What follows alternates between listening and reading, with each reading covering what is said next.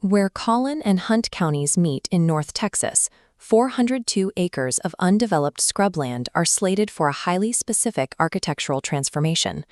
On April 29, 2026, a Travis County District Court judge ruled that the Texas Workforce Commission must honor its previous agreements with the developers of a project known globally as Epic City. This ruling follows years of intense state-level opposition. Attorney General Ken Paxton and Governor Greg Abbott have aggressively litigated against the development, vowing that the land would remain an empty field. The approved plans reveal a 400-acre development designed as a complete ecosystem, integrating 1,000 residential units with K-12 religious schools, a community college, and a central mosque. This procedural victory allows the project to move from blueprint to reality, securing a foothold for a massive, privately controlled territory that the state can no longer block through regulatory means. The strategy behind Epic City follows the Medina Model, where geographic concentration is used to establish an independent religious and political base. Historically, the concept of Hijra marks the transition from a dispersed religious movement to a consolidated, independent entity, modeled after Muhammad's migration from Mecca to Medina in 622 AD. This model of consolidation contrasts with the Christian instruction found in the Great Commission, specifically the call in Matthew 5 to be salt and light. The biblical model of assimilation requires Christians to be mixed into the existing societal fabric to preserve and illuminate the culture around them.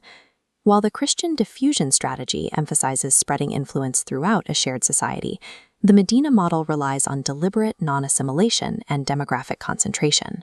Structurally, a state within a state removes its inhabitants from the shared public square, where the biblical mandate for salt and light is intended to operate. To achieve this cultural separation, the developers are utilizing the 15-minute city urban planning framework. This radius map traces a daily routine where living, working, and worshiping occur within a single loop, without the need to interact with the surrounding society. The physical architecture creates a sealed environment, effectively locking the community off from external societal interaction. Evaluating the Great Commission within these specific boundaries reveals a significant obstacle. Traditional evangelism and civic dialogue rely on shared public spaces. Within this geography, those intersection points have been engineered out of the landscape. The urban planning itself functions as a physical shield against the Christian influence that salt and light diffusion requires. To establish this enclave, the developers have navigated American legal structures by using the Fair Housing Act as a shield, claiming the community is open to all. However, a February 2026 HUD investigation is currently examining the internal financial mechanisms that maintain the community's religious uniformity. Investigators found that mandatory HOA fees are used to subsidize the Central Mosque and Islamic School, creating a financial structure supporting a single faith. This financial trap acts as a barrier to non-Muslim families, effectively keeping the population uniform while the development appears inclusive. The initial property distribution was further controlled through a two-tier lottery system. Investors tied to the East Plano Islamic Center were granted Tier 1 status, securing the core territory before the project was ever open to public scrutiny.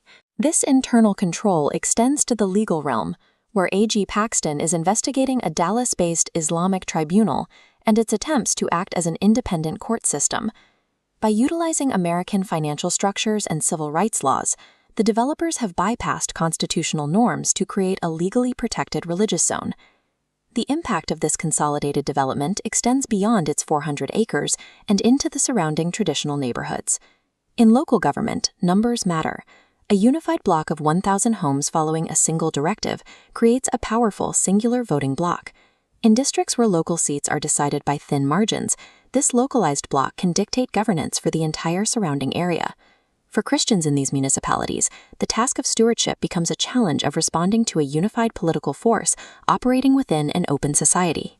When a parallel society games the numbers to dictate local law, the Christian influence in the shared public square is fundamentally threatened.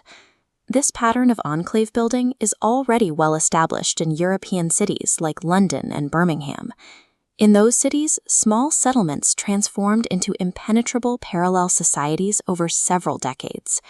The strategic developments currently unfolding in North Texas follow this same trajectory. robust American property rights make government intervention nearly impossible once the foundations are poured, providing these enclaves with a unique level of protection.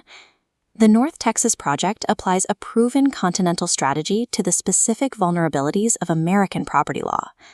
Zooming out, this global map illustrates the broader strategic expansion of this specific enclave model across the earthly plane. We are witnessing a tension between the American freedom of association and the survival of an open, shared society. The biblical call requires Christians to maintain a presence in the public square, ensuring the gospel can be proclaimed without structural barriers. The transition from a shared public square to a series of closed-loop enclaves changes how a culture communicates and how the gospel is shared. When architecture and law are used to seal a community from the outside, the Christian mandate to be salt requires more than passive residence.